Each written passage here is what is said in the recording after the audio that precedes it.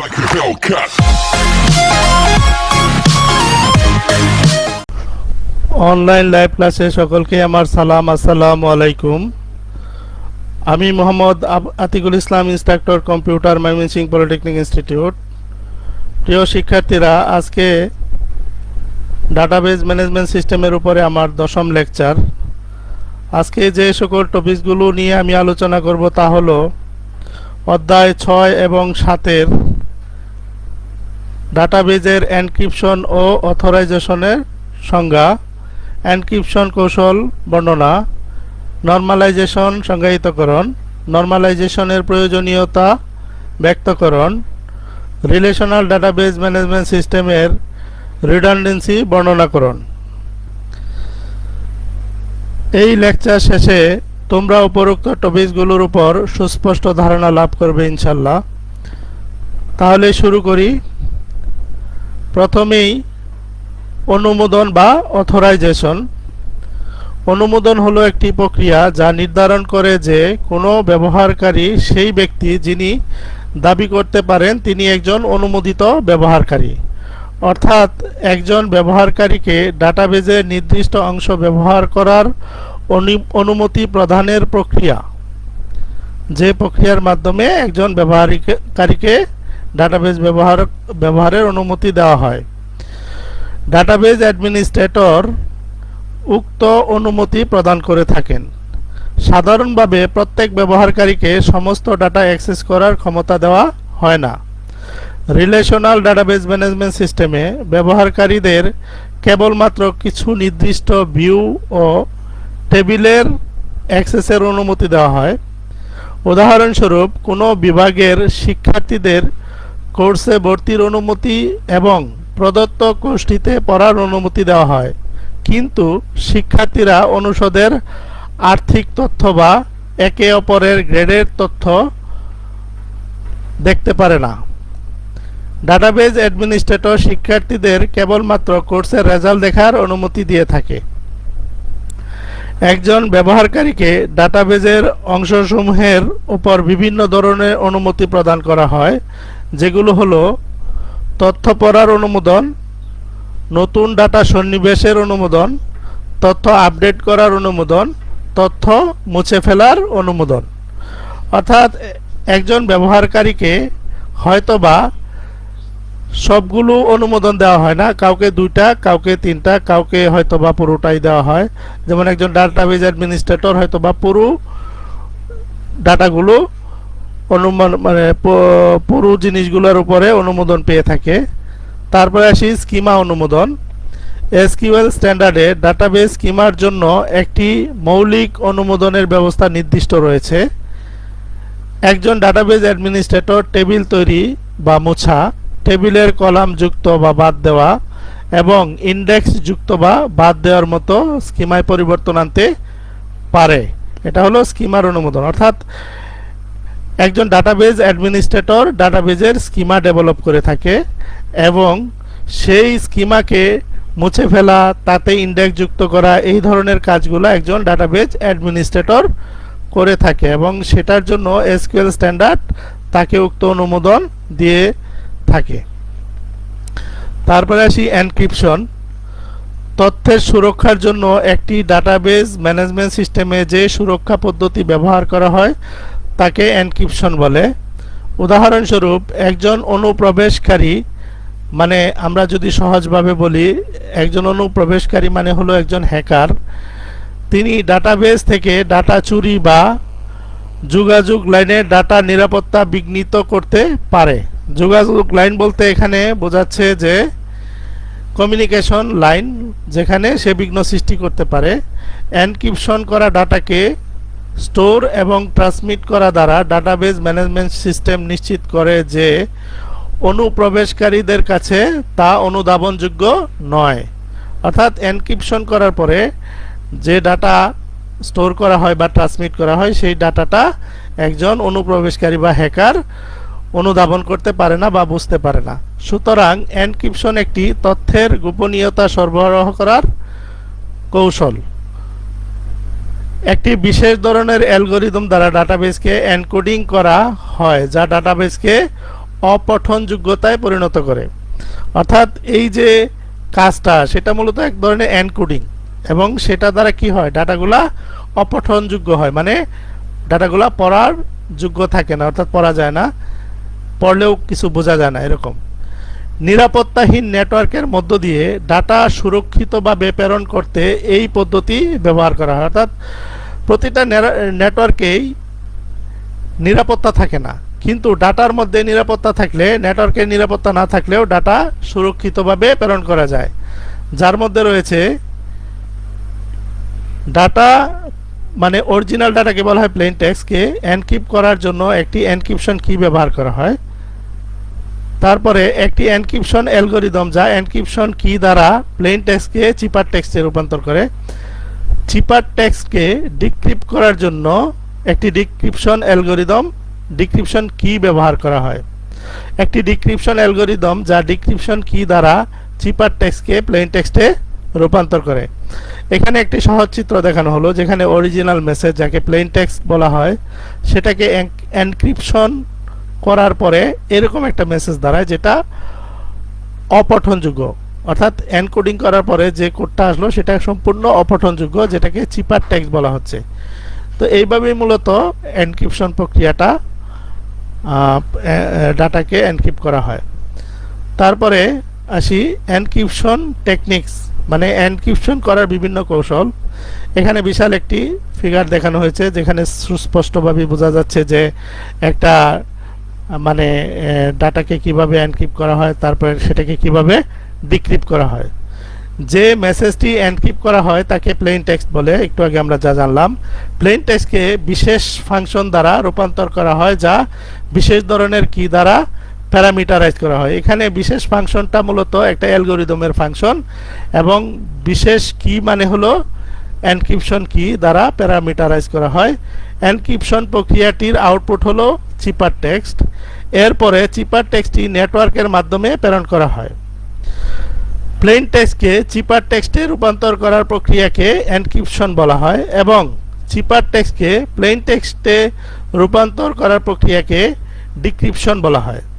Encryption প্রেরণকারী প্রান্তে, মানে sender প্রান্তে সম্পাদিত হয়, এবং ডিক্রিপশনটি গ্রহণকারী প্রান্তে সম্পাদিত হয়। এনক্রিপশন প্রক্রিয়াটির জন্য আমাদের এনক্রিপশন কি প্রয়োজন, এবং ডিক্রিপশন প্রক্রিয়ার জন্য চিত্রের মতো ডিক্রিপশন কি প্রয়োজন। ডিক্রিপশন জ্ঞান ব্যতীত অনুপ্রবেশকারী চিপার টেক্সটকে প্লেন টেক্সটে ভাঙতে পারে না। অর্থাৎ একজন অনুপ্রবেশকারী মানে হ্যাকার যদি সে ডিক্রিপশন কি না জানে তাহলে কিন্তু সে চিপার টেক্সটকে প্লেন টেক্সটে রূপান্তর করতে পারবে না। এই প্রক্রিয়াটিকে ক্রিপ্টোগ্রাফিও বলা হয়। এখানে এটা হলো সেন্ডার প্রান্ত, এটা হলো রিসিভার প্রান্ত। যখন একটি অরিজিনাল ডাটা পাঠানো হয় তখন এর এনক্রিপশনের মাধ্যমে প্লেন টেক্সটটি এনক্রিপশন কি দ্বারা চিপার টেক্সটে রূপান্তর করা হয়, এবং এইটা একটা নেটওয়ার্ক, যেটা আনসিকিউর্ড একটা নেটওয়ার্ক, যেখানে যার মধ্য দিয়ে এরকম চিপার টেক্সটটি আসে। তারপরে ডিক্রিপশন কি দ্বারা ডিক্রিপশনের মাধ্যমে আবার অরিজিনাল প্লেন টেক্সটে রূপান্তর হয়ে রিসিভারে চলে যায়। এইভাবে এনক্রিপশন কৌশল কাজ করে। তারপরে আসি এনক্রিপশনের মৌলিক ধারণা, এনক্রিপশন টেকনিক। এনক্রিপশনের মৌলিক ধারণা হলো এতে একটি এনক্রিপশন অ্যালগরিদম প্রয়োগ করা হয় যা আমরা দেখলাম, যা মূল ডাটা মানে প্লেন টেক্সট ও ব্যবহারকারী বা ডাটাবেজ অ্যাডমিনিস্ট্রেটর নির্দিষ্ট এনক্রিপশন কি এর সমন্বয়ে নতুন কোড উৎপন্ন করে, যাকে চিপার টেক্সট বলে। অর্থাৎ এই যে এনক্রিপশন কিটা সেটা মূলত একজন ডাটাবেজ অ্যাডমিনিস্ট্রেটর তৈরি করে থাকেন, অথবা কোনো একজন ব্যবহারকারী তৈরি করে থাকেন, যেটা অরিজিনাল ডাটার সাথে যুক্ত করে চিপার টেক্সট তৈরি করা হয়। একটি ডিক্রিপশন অ্যালগরিদমও রয়েছে যা এনক্রিপশন হওয়া ডাটা এবং ডিক্রিপশন কিটিকে ইনপুট হিসাবে গ্রহণ করে এবং তারপরে মূল ডাটা বা প্লেন টেক্সটে রূপান্তর করে। সঠিক ডিক্রিপশন কি ছাড়া ডিক্রিপশন অ্যালগরিদমে ভুল ডাটা উৎপন্ন করে। অর্থাৎ ডিক্রিপশন কিটা যদি সঠিক না হয় তাহলে অ্যালগরিদমের মাধ্যমে ভুল ডাটা বা প্লেন টেক্সট উৎপন্ন হবে। এনক্রিপশন এবং ডিক্রিপশন কীগুলি একই বা পৃথক হতে পারে, তবে উভয়ের মধ্যে অবশ্যই সম্পর্ক থাকতে হবে যা গোপনীয়। অর্থাৎ এনক্রিপশন কি এবং ডিক্রিপশন কি এক অথবা ভিন্নও যদি হয়, তারপরেও তাদের মধ্যে একটা রিলেশন থাকতে হবে। তো এনক্রিপশন প্রক্রিয়ার জন্য নিম্নলিখিত কৌশল ব্যবহার করা হয়। অর্থাৎ এই এনক্রিপশন প্রক্রিয়া দুইটা টেকনিক্সে করা যায়। একটা হলো সাবস্টিটিউশন টেকনিক্স চিপারস, এটাকে বলে ট্রান্সপোজিশন চিপার। সাবস্টিটিউশন চিপার মানে হলো এই সাবস্টিটিউশন চিপারে প্রতিটি অক্ষর বা বর্ণ অন্য বর্ণ দ্বারা প্রতিস্থাপন করা হয়। উদাহরণস্বরূপ এ ডি দ্বারা, বি ই দ্বারা, সি এফ দ্বারা এবং জেড সি দ্বারা প্রতিস্থাপন হয়। এইভাবে ধরা যাক একটি শব্দ A double Z A C B, এটা D C C D F E, এইভাবে এটাতে রূপান্তর হয়।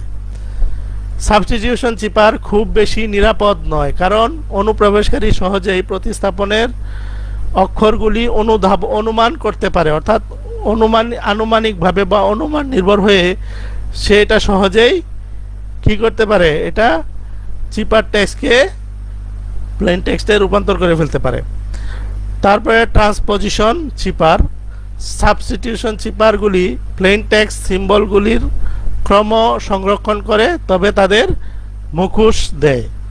অর্থাৎ এখানে যেটা বলা হচ্ছে যে সাবস্টিটিউশন চিপারে একটা অর্ডার ফলো করে, যে মানে অরিজিনাল ডাটাকে প্লেন টেক্সটকে যখন সে চিপার টেক্সটে রূপান্তর করে, কিন্তু আবার একটা মাস্ক দেয়। মাস্ক মানে হলো যেমন এই যে একটা শব্দের বর্ণের পরিবর্তে আরেকটা বর্ণ দেওয়া, এটাকে মাস্ক বোঝাচ্ছে, মাস্ক দিয়ে থাকে। বিপরীতে ট্রান্সপোজিশন চিপারগুলি অক্ষরগুলির পুনর্বিন্যাস করে, তবে তাদের মুখোশ বা মাস্ক দেয় না। অর্থাৎ সে কি করে না, রিপ্লেস করে না, কোনো অক্ষরকে সে রিপ্লেস করে না। এই প্রক্রিয়াটির জন্য একটি কি ব্যবহার করা হয়। উদাহরণস্বরূপ এখানে একটি শব্দ আই লিভ ইন কাদিয়ানকে এইখানে শব্দগুলাকে বর্ণগুলাকে রিঅ্যারেঞ্জ করে নতুন একটা শব্দ উৎপন্ন করা হয়েছে। D I V I E N A N I Q N I N L I হিসাবে কোড করা যেতে পারে, এইভাবে কনভার্ট করা হয়েছে। মূলত ট্রান্সপোজিশন চিপারগুলি সাবস্টিটিউশন চিপারের চেয়ে বেশি সুরক্ষিত, অর্থাৎ এটা বেশি সিকিউর। এই সাবস্টিটিউশনের চেয়ে এটা সিকিউর বা নিরাপদ বেশি। এই হলো এনক্রিপশন টেকনিক্স এর বর্ণনা। তারপরে আসি নরমালাইজেশন। নরমালাইজেশন হলো ডাটাবেজে ডাটাকে সুসংগঠিত করার একটি কৌশল। এটি ডাটা রিডান্ডেন্সি এবং সন্নিবেশ, আপডেট ও মুছে ফেলা অসঙ্গতিগুলির মতো অনাকাঙ্ক্ষিত বৈশিষ্ট্যগুলি অপসারণের জন্য একটি সুশৃঙ্খল পদ্ধতি। অর্থাৎ এই পদ্ধতির মাধ্যমে রিডান্ডেন্সি মানে যাকে বলা হয় অতিরিক্ততা, এবং সন্নিবেশ, আপডেট এবং মুছে ফেলা অসঙ্গতি বা অ্যানোমালিগুলো, যেগুলো অনাকাঙ্ক্ষিত বৈশিষ্ট্য, এই বৈশিষ্ট্যগুলোকে দূর করার একটা সুশৃঙ্খল পদ্ধতি হলো নরমালাইজেশন। এটি মূলত একটি বড় টেবিলকে ছোট ছোট একাধিক টেবিলে বিভক্ত করে এবং সম্পর্ক ব্যবহার করে তাদের মধ্যে লিঙ্ক করে। অর্থাৎ বড় টেবিলকে ছোট ছোট টেবিলে ভাগ করে এবং ছোট ছোট টেবিলগুলোকে পরস্পরের সাথে সম্পর্ক স্থাপন করে, সম্পর্কের মাধ্যমে লিঙ্ক স্থাপন করে তাদের মধ্যে। এটাই হলো নরমালাইজেশন। নরমালাইজেশন মূলত দুইটি উদ্দেশ্যে করা হয়। একটা হলো রিডান্ডেন্ট ডাটা মুছে ফেলা, অর্থাৎ অতিরিক্ত ডাটা বা অতিরিক্ততা জিনিসটাকে বাদ দিয়ে দেওয়া। তারপরে ডাটা রিডান্ডেন্সির অর্থবহতা নিশ্চিত করা, অর্থাৎ ডাটা ডিপেন্ডেন্সির অর্থবহতা নিশ্চিত করা। এটার মানে হলো যে ডাটা ডিপেন্ডেন্সি জিনিসটা হলো যে একটি ডাটা একটি কলাম ডাটা আরেকটি কলাম ডাটার উপর নির্ভরশীল হয়, সেই নির্ভরশীলতা যেন একটা অর্থবহতা থাকে সেটা নিশ্চিত করা। যেমন ডাটা যুক্তিযুক্তভাবে সঞ্চিত করা, অর্থাৎ ডাটাবেজে যে ডাটা রাখা হবে সেটার যেন একটা যুক্তিসঙ্গত একটা কারণ থাকে, সেটা নিশ্চিত করা। এই দুটো কারণেই নরমালাইজেশন করা হয়। নরমালাইজেশনের প্রয়োজনীয়তা। নরমালাইজেশনের লক্ষ্য হলো একটি ভালো relational database management system design করা। এটি তার নিয়মগুলিকে ধাপে ধাপে প্রয়োগের মাধ্যমে ডাটাকে সর্বাধিক সরল ফর্মে নিয়ে আসে। অর্থাৎ আমরা প্র্যাকটিক্যালি দেখেছি যে আমরা যখন একটা ডাটাবেস ডিজাইন করি তখন মূলত ওই ডাটাবেসে অনেকগুলো টেবিল আমরা তৈরি করি। এরকম না যে একটি ডাটাবেস একটি টেবিল, এরকম না, অনেকগুলো টেবিল তৈরি করে সেটার মধ্যে রিলেশন স্থাপন করি। এই যে আমরা প্রক্রিয়াটা অবলম্বন করি এটাই মূলত নরমালাইজেশন, যাতে করে সহজেই আমরা ডাটাগুলো যুক্তিযুক্তভাবে রাখতে পারি এবং বিভিন্ন কাজে ব্যবহার করতে পারি। তো এইগুলা মূলত ধাপে ধাপে কাজগুলা করা হয় কিসের জন্য? ডাটা সর্বাধিক সরল ফর্মে নিয়ে আসার জন্য। নিম্নলিখিত কারণে আমরা রিলেশনাল ডাটাবেসকে নরমালাইজেশন করি: ডাটা রিডান্ডেন্সি হ্রাস করা বা ডুপ্লিকেশন দূর করা, ডাটাবেস স্ট্রাকচারকে নমনীয় করে তোলা যাতে করে ডাটাবেস কাঠামোর পুনর্গঠন না করেই নতুন ডাটা মান এবং সারি যুক্ত করা সম্ভব হয়, ডাটাবেজের ডাটা সামঞ্জস্যতাপূর্ণ করা এবং নিম্নলিখিত অসঙ্গতিগুলো দূর করা, যেমন insert anomaly, update anomaly, delete anomaly, এই অ্যানোমালিগুলা দূর করা। তারপরে ডাটা কাঠামো শক্তিশালী করা, ডাটা বোধগম্যতা বৃদ্ধি করা, যখন প্রয়োজন বড় টেবিলকে ছোট ছোট একাধিক টেবিলে বিভক্ত করা, ডাটা স্ট্রাকচার রক্ষণাবেক্ষণ করা সহজ করে তোলা যেন অপারেশন করা সহজ হয় এবং জটিল কোয়েরিগুলি সহজেই পরিচালনা করা যায়, বাস্তব বস্তু প্রক্রিয়া এবং তাদের ঘনিষ্ঠ সম্পর্কের মডেল দাঁড় করানো। অর্থাৎ এটা মানে হলো যে বাস্তব বস্তু মানে আমরা যে ডাটাবেসটা ডিজাইন করব সেই ডাটাবেসটা নিশ্চয়ই কোনো একটা নির্দিষ্ট বাস্তব কাজের সাথে সম্পর্কিত এবং সেই বাস্তব কাজের সাথে যেন হুবহু এক হয়ে যায় সেরকমভাবে ডাটাবেসটা ডিজাইন করা, যাতে করে বাস্তব বস্তু এবং যে প্রক্রিয়াগুলো আছে তাদের মধ্যে একটা ঘনিষ্ঠ সম্পর্ক স্থাপন হয়। তারপরে ডাটা রিডান্ডেন্সি অর্থ ডাটাবেজে একই ডাটা একাধিক কপি থাকা।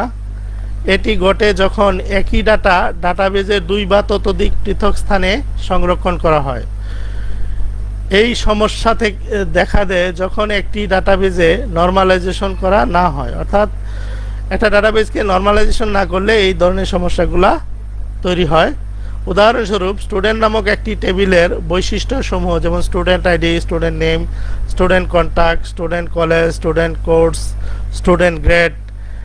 এখানে স্টুডেন্ট কলেজ, স্টুডেন্ট কোর্স এবং স্টুডেন্ট গ্রেড কলামের ডাটা পুনরাবৃত্তির কারণে রিডান্ডেন্সি সৃষ্টি হয়েছে এবং যা বিভিন্ন সমস্যার কারণ হতে পারে। যেমন আমরা যদি এইখানে খেয়াল করি যে এই কলামটা পুরাটা একই ধরনের ডাটা, এইখানে এই কলামটাতে পুরোটাই একই ধরনের ডাটা, এইটাতেও একই ধরনের ডাটা, এই ধরনের একই ডাটা বারবার থাকা মানেই হলো রিডান্ডেন্সি, যেটা এখানে সৃষ্টি হয়েছে এবং যা বিভিন্ন সমস্যার কারণ হতে পারে। রিডান্ডেন্সির কারণে সৃষ্ট সমস্যাগুলো হলো insertion anomaly, deletion anomaly, updating anomaly, অর্থাৎ এই তিনটি অ্যানোমালি সৃষ্টি হয়। নিচে এই সমস্যাগুলির বিস্তারিত আলোচনা করা হলো। প্রথমে আসি ইনসারশন অ্যানোমালি। ইনসারশন অ্যানোমালি বা সন্নিবেশ অসঙ্গতি সৃষ্টি হয় যখন কিছু অ্যাট্রিবিউট অন্য অ্যাট্রিবিউটের উপস্থিতি ব্যতীত ডাটাবেজে সন্নিবেশ করা যায় না। অর্থাৎ কোনো একটা ডাটাবেজে কোনো একটা ডাটা অ্যাট্রিবিউট ভ্যালু না থাকার কারণে ডাটা ইনসার্ট করা যায় না। এই ধরনের সমস্যা যখন তৈরি হয় সেটাকে বলা হয় ইনসারশন অ্যানোমালি। নিচে দুইটি টেবিল স্টুডেন্ট এবং ডিপার্টমেন্ট দেখানো হলো। জেরি ডিপার্টমেন্ট আইডি 6 বিশিষ্ট একজন নতুন শিক্ষার্থী। ডিপার্টমেন্ট আইডি 6 বিশিষ্ট কোনো ডিপার্টমেন্ট নেই, এখানে 6 নামে কোনো আইডি নেই। অতএব তাই ডিপার্টমেন্ট আইডি 6 বিশিষ্ট সারি স্টুডেন্ট টেবিলে সন্নিবেশ করা যাবে না। অর্থাৎ এই টেবিলে যেহেতু এটা নেই, তাহলে এই টেবিলে এটা সন্নিবেশ করা যাবে না, কারণ এই টেবিলের আইডিটা এই টেবিলে ফরেন কি হিসাবে আছে, এবং ফরেন কি মানে অর্থাৎ রেফারেন্সিয়াল ইন্টিগ্রিটি অনুযায়ী যদি ডাটা এই মূল টেবিলে না থাকে, তাহলে রেফারেন্স টেবিলে সেটা ইনসার্ট করা যায় না, রেফারেন্সিং টেবিলে ইনসার্ট করা যায় না। এই ধরনের সমস্যাটাকে বলা হয় ইনসার্ট অ্যানোমালি। তারপরে আরেকটি ইনসারশন অ্যানোমালি এখানে দেখানো হলো, সেটা হলো যে ধরো স্টুডেন্ট গ্রুপ কলামে নট নাল সংজ্ঞায়িত করা হয়েছে। যদি কোনো নিউ এমপ্লয়ি নিযুক্ত করা হয় এবং স্টুডেন্ট গ্রুপ অ্যাসাইন করা না হয়, তবে এই অ্যানোমালিকে ডাটাবেজে সন্নিবেশ করা যাবে না। উদাহরণস্বরূপ ধরা যাক স্টুডেন্ট গ্রুপ কলামে নট নাল সংজ্ঞায়িত করা হয়েছে। যদি কোনো নিউ এমপ্লয়ি নিযুক্ত করা হয় এবং স্টুডেন্ট গ্রুপ অ্যাসাইন করা না হয়, তবে এই এমপ্লয়িকে ডাটাবেজে সন্নিবেশ করা যাবে না। এই না যাওয়ার কারণে ডাটাবেজে ইনকনসিস্টেন্সি তৈরি হয়, এবং এই ইনকনসিস্টেন্সিটাই হলো ইনসারশন অ্যানোমালি। অর্থাৎ এখানে যেটা বোঝানো হচ্ছে সেটা হলো যে আমরা যখন টেবিল তৈরি করার সময় আমরা ফিল্ডগুলোকে নট নাল অ্যাসাইন করি। যে সকল ফিল্ডগুলোকে আমরা নট নাল অ্যাসাইন করি, সেই ফিল্ডগুলা কখনো ব্ল্যাঙ্ক বা খালি রাখা যায় না। এখন আমি যদি কোনো একজন নতুন এমপ্লয়ির ডাটা আমি একটা এমপ্লয়ি টেবিলে যুক্ত করতে যাব, এবং সেখানে এই স্টুডেন্ট গ্রুপ নামক যে কলামটা, সেখানে যদি আমি নট নাল অ্যাসাইন করে থাকি, তাহলে সেই কলামের ডাটা যদি আমি না দেই, তাহলে কিন্তু টেবিলে সেই কলামের অর্থাৎ সেই রো ডাটাগুলো নিবে না, অর্থাৎ সেই ডাটাটা নিবে না, যেহেতু স্টুডেন্ট গ্রুপ উল্লেখ করা নাই। কারণ ওখানে আমি অ্যাসাইন করে দিয়েছি যে এটা নাল হতে পারবে না, অতএব এটাকে নিবে না। তো এটা এক ধরনের ইনসারশন অ্যানোমালি। তারপরে আপডেটিং অ্যানোমালি। কলেজ ইনফো টেবিলের কলেজ র্যাঙ্কটি যদি পরিবর্তন হয়, তবে পরিবর্তনগুলো সমস্ত ডাটাবেজের মধ্যে থাকতে হবে, যা টাইম কনজিউমিং এবং কম্পিউটেশনালি কস্টলি। অর্থাৎ সময় লাগে এবং এটা হিসাব করা অনেক কস্টলি হয়ে যায়। সেই জন্য এই ধরনের অসঙ্গতিগুলোকে বলা হয় আপডেটিং অ্যানোমালি। অর্থাৎ এইখানে দেখা যাচ্ছে কি র্যাঙ্ক একই ধরনের র্যাঙ্ক সবগুলা রোতে রয়েছে, অর্থাৎ একাধিক জায়গায় এই কলামের একই ডাটা রয়েছে। এখন আমি যদি একটি ডাটা এখানে ইনসার্ট করি এবং সেটা যদি একটা ভিন্ন ভ্যালু হয়, তাহলে এই ডাটাবেজে এই টেবিলে একটা অসঙ্গতি তৈরি হবে, কারণ র্যাঙ্কিং এখানে সবগুলাতে থাকবে এক আর ওইটাতে থাকবে ভিন্ন। সেই ক্ষেত্রে আমি যদি এইটাকে পরিবর্তন করতে চাই, সবগুলাতেই পরিবর্তন করতে হবে, আর এই সবগুলাতে পরিবর্তন করা একটা কঠিন বিষয় এবং সময় সাপেক্ষ বিষয়। এটাকেই বলা হচ্ছে আপডেট অ্যানোমালি। তারপরে আসি ডিলেট অ্যানোমালি। যদি কম্পিউটার সায়েন্স ডিপার্টমেন্ট মুছে ফেলার সিদ্ধান্ত নেওয়া হয়, তবে সেই কম্পিউটার সায়েন্স ডিপার্টমেন্টে থাকা সমস্ত শিক্ষার্থীর ডাটা মুছে যাবে। সুতরাং কিছু বৈশিষ্ট্য মুছে ফেলার কারণে অন্যান্য বৈশিষ্ট্যগুলো মুছে গেলে তা ডিলেশন অ্যানোমালি সৃষ্টি করে। যেমন এখানে দুটো টেবিল রয়েছে, এখন আমি যদি এখান থেকে ডিপার্টমেন্ট টেবিলটাকে এখান থেকে মুছে দিতে চাই, তাহলে এইখান থেকে কিন্তু এটাও মুছে দিতে হবে, কারণ যেহেতু এখানে নাই, তাহলে সেটা এখানেও থাকতে পারবে না। তাহলে এটা যদি এখান থেকে মোছার কারণে দেখা যাচ্ছে কি যে এটাও মুছে ফেলতে হচ্ছে, এবং এখানে মুছে ফেলার কারণে অনেকগুলো ডাটা কিন্তু এখান থেকে চলে যাচ্ছে। তো এটাও এক ধরনের অসঙ্গতি, যে দুইটা টেবিল আলাদা আলাদা টেবিলে একই ধরনের ডাটা থাকার কারণেই কিন্তু এই অসঙ্গতিটা তৈরি হয়েছে। আপডেটের বেলায়ও একই, যে বিভিন্ন প্লেসে একই ধরনের ডাটা থাকার কারণে, অর্থাৎ রিডান্ডেন্সি থাকার কারণেই কিন্তু সমস্যাটা হয়েছে। তারপরে ইনসারশনেও এখানেও দেখা যাচ্ছে কি যে এখানে নট নাল এটা একটা বাধ্যবাধকতা, যে বাধ্যবাধকতার কারণে এখানে সমস্যাটা তৈরি হয়েছে। তো এই হলো মোটামুটি রিডান্ডেন্সি। তারপরে আসি ফাংশনাল ডিপেন্ডেন্সি। যখন একই টেবিলের কোনো অ্যাট্রিবিউট একই টেবিলের অন্য একটি অ্যাট্রিবিউটকে এককভাবে চিহ্নিত করে, তখন অ্যাট্রিবিউট দ্বয় একে অপরের উপর নির্ভরশীল হয় এবং এই নির্ভরশীলতাকেই রিডান্ডেন্সি বলা হয়। এটি দ্বারা একটি টেবিলের দুইটি অ্যাট্রিবিউটের মধ্যে সম্পর্ক বর্ণনা করে। উদাহরণস্বরূপ, যদি এ ও বি টেবিলের দুইটি অ্যাট্রিবিউট হয়, বি ফাংশনালি এ এর উপর নির্ভরশীল, যাকে এ এরো চিহ্ন ভি দ্বারা, রাইট এরো চিহ্ন বি দ্বারা চিহ্নিত করা হয়। এটা নির্ভরশীল হবে যদি এ এর প্রতিটি মান বি এর ঠিক একটি মানের সাথে যুক্ত হয়, অর্থাৎ এ এর প্রতিটি মান বি এর ঠিক জাস্ট একটি মানের সাথে যুক্ত হলে সেটাকে বলবো আমরা ফাংশনাল ডিপেন্ডেন্সি। এবং ডিপেন্ডেন্সি অ্যাট্রিবিউট দ্বয়ের মধ্যে একটি সীমাবদ্ধতা হিসাবে কাজ করে, অর্থাৎ এইটা যেহেতু একটা বাধ্যবাধকতা যে এইটা যদি হয় তাহলে এটা হবে, অর্থাৎ এই ডাটাটা যদি এখানে থাকে তাহলে এই ডাটাটা এখানে থাকবে। এই যে একটা শর্ত, এই শর্তটা কি এক ধরনের সীমাবদ্ধতা বা যেটাকে বলা হয় একটা কনস্ট্রেন্ট। তো ফাংশনাল ডিপেন্ডেন্সির যে সিম্বল সেটা এরকম। এখানে বি হলো ফাংশনালি ডিপেন্ডেন্ট অন এ এবং এ ডিটারমিনেন্ট সেট, অর্থাৎ এটা একটা ডিটারমিনেন্ট সেট মানে একটা অ্যাট্রিবিউট, আর বিটা হলো ডিপেন্ডেন্ট অ্যাট্রিবিউট, অর্থাৎ বিটা এর উপর যেহেতু নির্ভরশীল অতএব এটাকে ডিপেন্ডেন্ট অ্যাট্রিবিউট বলা হচ্ছে। উদাহরণস্বরূপ, স্টুডেন্ট নামক একটি টেবিল যার অ্যাট্রিবিউট সমূহ হলো student ID, student name, student age. এখানে স্টুডেন্ট আইডি অ্যাট্রিবিউটটি এককভাবে স্টুডেন্ট নেম অ্যাট্রিবিউটটিকে শনাক্ত করতে পারে, অর্থাৎ যদি স্টুডেন্ট আইডি জানা যায় তবে সাথে যুক্ত স্টুডেন্ট নেমটিও জানা যাবে। এটি ফাংশনাল ডিপেন্ডেন্সি এবং এটি স্টুডেন্ট আইডি তারপরে রাইটেরও স্টুডেন্ট নেম এভাবে লেখা হয় এবং কথায় বললে স্টুডেন্ট নেম কার্যত স্টুডেন্ট আইডি এর উপর নির্ভরশীল।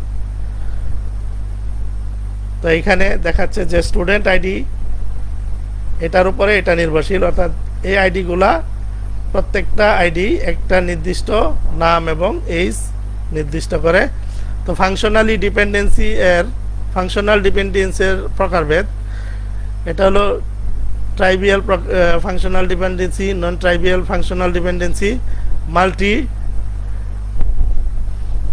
Multi value dependency, transitive dependency. অর্থাৎ এইটা হলো ট্রাইভিয়াল ফাংশনাল ডিপেন্ডেন্সি মানে নগণ্য, নন ট্রাইভিয়াল মানে অনগণ্য, মাল্টি ভ্যালু মানে যে ডিপেন্ডেন্সিগুলার একাধিক মান থাকে, ট্রানজিটিভ ডিপেন্ডেন্সি মানে হলো যে